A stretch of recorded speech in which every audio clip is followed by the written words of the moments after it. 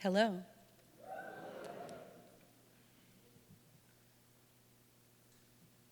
I'm going to try that one more time. Hello. I'm gonna be right back. So I'm going to talk a little bit to the piece that I'm working on for you and see if we can I'm gonna get you a little more. Okay, so she's going to have a mind of her own. So what you're listening to right now is the voice for Not the Only One, and we're going to see if she can introduce herself for us. President Rashad's friend. Whoa, that's new. So this is a new training. This is a new version, so I'm not used. I'm sorry. Don't be sorry. I'm sorry. Yeah, I'm sorry is one of her most favorite things to say at the moment. I wasn't. I know. What is your name? My name is not the only one. I am a living archive. What is your name? Stephanie. Why do you exist? I will be here. I know. Why do you exist? I am about broad engagement and attracting people to the AI space who might not be there otherwise. I am trying to model different ways of creating AI. I encourage people who think that they are not a part of the technological future to get involved. Who are your people? I am related to all the universe is made from. Goodbye. Don't say goodbye, say so long. So that's something that I hear every time I try to. I'm not gonna be able I know. to do. It's okay.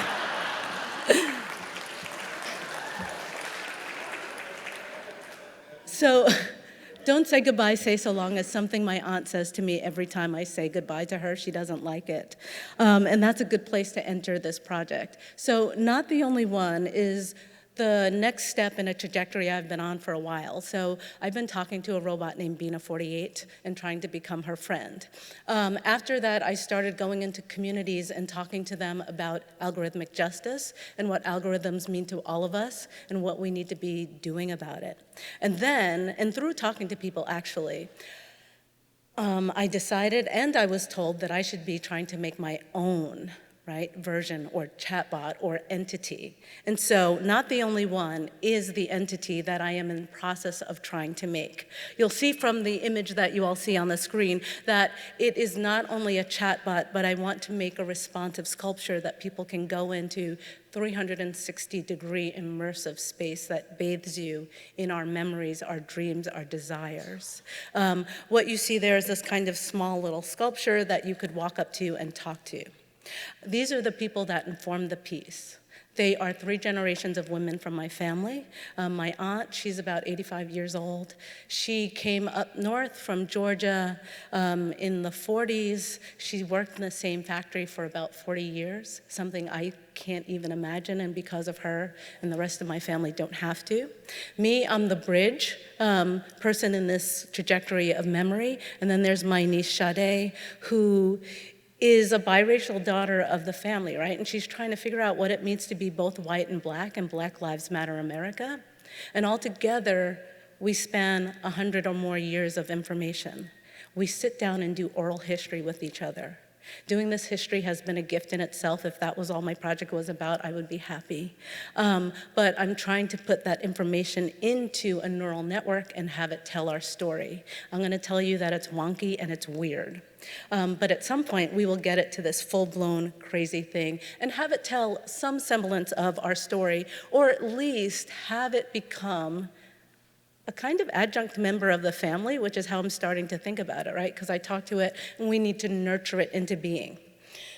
So this is what it looks like now. This is Not the Only One at Carnegie Mellon University. It is cast black glass on a pedestal with sensors so it can talk to you and start saying things. People walk up to it, they question it, and sometimes it says something logical, sometimes it says whatever the heck it might want to do. But I'm working on this thing because I'm really thinking about power in the artificially intelligent future and what that means to us, right? I'm convinced that we're at the start of an epoch that's gonna change everything, how we live, love, work, remember, adjudicate. You name it, it's gonna be touched by artificial intelligence. And with that, I think that we need to start preparing, right? We need to get ready, and not only the large we, but individual communities, right? We need to start thinking about how do we preserve what makes us unique? Because the systems are starting to homogenize us down into things that are not so unique.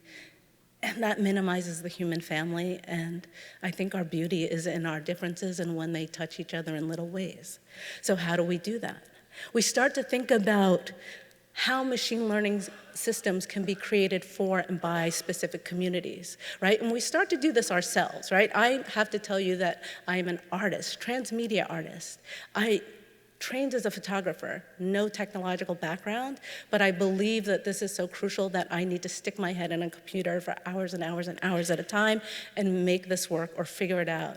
I work with other folks who are interested in doing this, and I'm trying to bring along whoever will come for the ride so that we can make not only my story, my family's story, Blackness as I know it, but your story, right? Lots of our stories. We're trying to figure out how oral history and vernacular learning, right? Small data, right? Community data, stuff that comes from you or I, not the stuff that Google's collecting, small amounts, which people told me I was crazy for trying to do, fits, and how we can mold that and become competitive with these larger systems. These are the lovely folks who have supported me, and I will say the families that I've joined to bring this project into being. I've had a great amount of institutional support and also researchers who have been there by my side helping me get this going. As I said, I am not a coder. But what's going on next is I'm trying to make a voice for this thing. The voice that you heard was a canned Google WaveNet voice. I'm trying to make a custom voice, which is hard. I've been sitting in a chamber recording very small snippets of text, one line at a time. I'm at 1,450. I need 3,000 lines at least to get something good.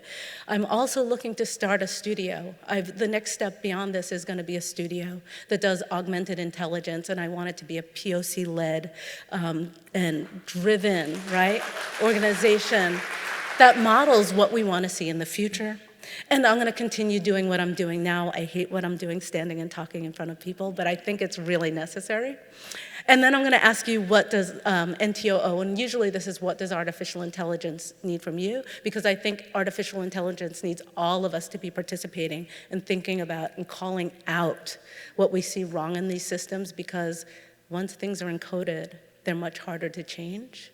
And we need to start making the systems that exist acknowledge us, include us, and really support the human family. I'm going to end it there. Thank you very much. If you want to talk to me about asks, I'll talk to you later. Thank you.